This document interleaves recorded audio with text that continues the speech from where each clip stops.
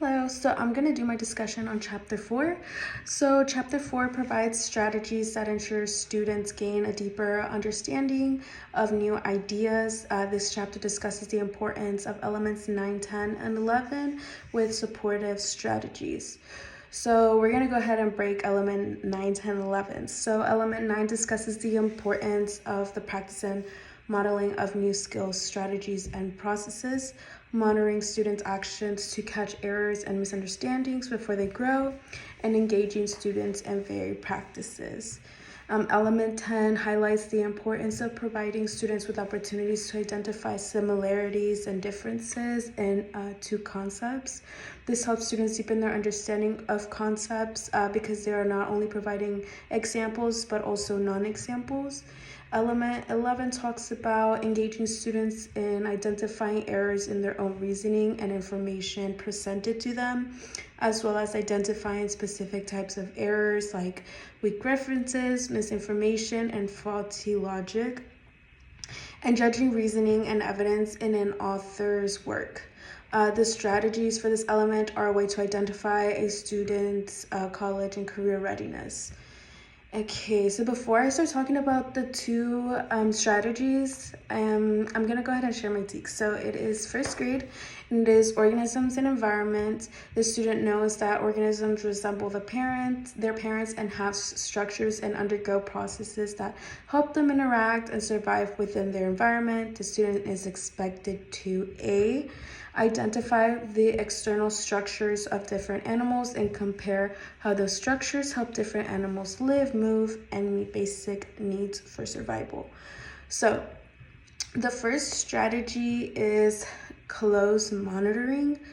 So students can encounter early errors or misunderstandings when learning a new skill.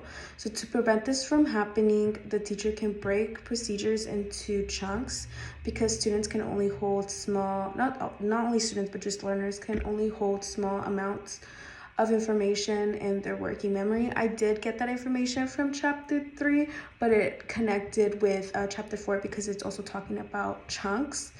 Another way is to model the steps and then instruct them to work independently while observing their actions.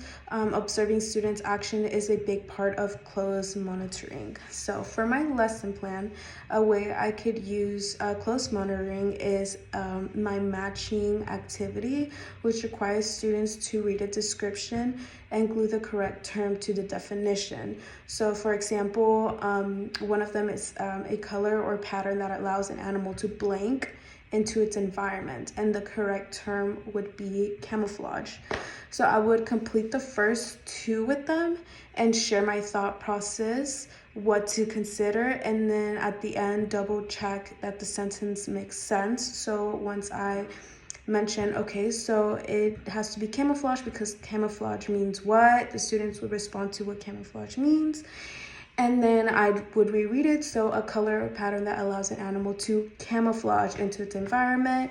And I would have that on the screen so students can go back to the seats. So have that as an example and then paste it. And then after that, they would go, so once they're on their seat, they will go ahead and continue to do this independently. And then students will create the rest of it. And I will walk around observing them while checking for errors to stop and review with them to strengthen their understanding. And then the second strategy is sentence stem comparison. So that requires students to compare and contrast people, places, concepts, and more. So this strategy helps deepen students' understanding of declarative knowledge because they are examining how things are alike and not alike. I think this is a great strategy because students are not only able to identify what goes into a category, but also what does not. And that is how you can build a deeper understanding of a concept or a term. So for my lesson plan, I could use this strategy in my read aloud. So the book that I have for my lesson plan is Creature Features by Natasha Durley. And basically each page has a specific physical adaptation, and around that description of, like, let's say for my example, it's like special noses. So it would have the title special noses, sorry, and then it would talk about reasons why animals have different types of noses. And then around the whole page is examples. So it has like elephants, seals, saw sharks, just different animals. I know there's another one, an aardvark.